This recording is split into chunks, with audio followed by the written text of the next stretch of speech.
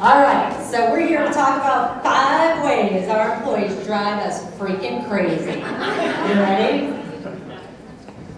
You know, we want to solve why they drive us crazy so that we can get shit done.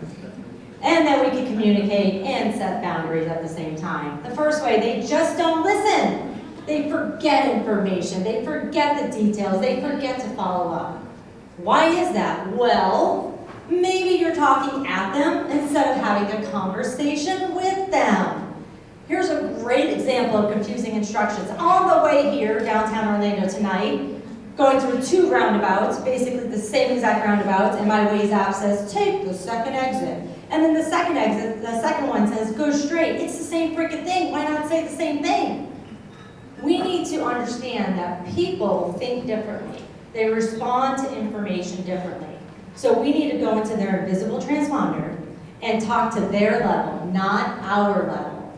The second way they drive us crazy, they make so many mistakes. How many people here have ever made a mistake? Raise your hands. How many people here are a product of their parents' mistakes? Raise your hands. See, good things can come out of mistakes. For some of you, anyways. But before you go put them in HR jail, you need to verify the details and remove the judgment. I know, you like the judgment, it's fun. But we need to treat people like human beings, and we need to treat them the same. Here's me, placing blame on my employee. I was so frustrated because she took a report that should take 15 minutes, it would take 2 hours. Turns out I was the freaking problem. I hired the right person, and then I changed the job expectations. We never do that. Third way they drive us crazy, no common sense. Guess what? Common sense is not a sense at all. It's actually a set of skills that needs to be learned. It is not innate, we're not born with it is not Maybelline. Maybe we're born with it, maybe not. We set employees up for failure because we expect them to do something they have no training for. So the fourth way that they drive us crazy, they have entitlement mentality. I know what you're thinking. Don't go blaming the youngins on this one. Because baby boomers at one point had entitlement mentality. They thought that women in the workplace should have equal rights and equal pay. How dare them? In the end, we're all alike. We're more alike than we are different. But if your employee does not have the knowledge, skills, and abilities to do the job, you can't force them to. You can't make them learn that overnight. So how do you deal with that entitlement? You need to rein in the behavior. You need to pull it back, set up some boundaries and guidelines, and maybe hold them accountable to some values. And then treat people the same, even if they're your friend. And number 5, they just don't care. Well, let me ask you this. Why should they care? You don't care about them. You don't explain to them why they tie into the company's purpose. They don't even know what the company's purpose is, in fact. 37% of employees surveyed have no idea what the employer was trying to achieve. Wow, how embarrassing for us.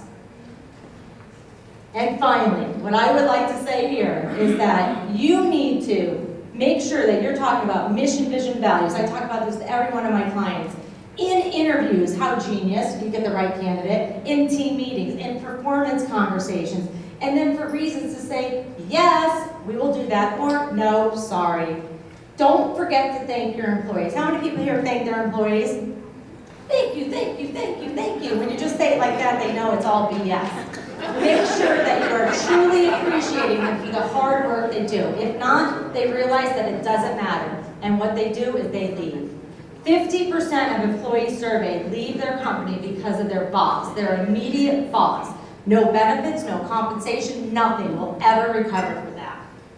So what, you don't care they leave? I get all this recruiting money, it's fine, no big deal. Do you care about this stuff? Loss of productivity, loss of customer satisfaction scales, loss of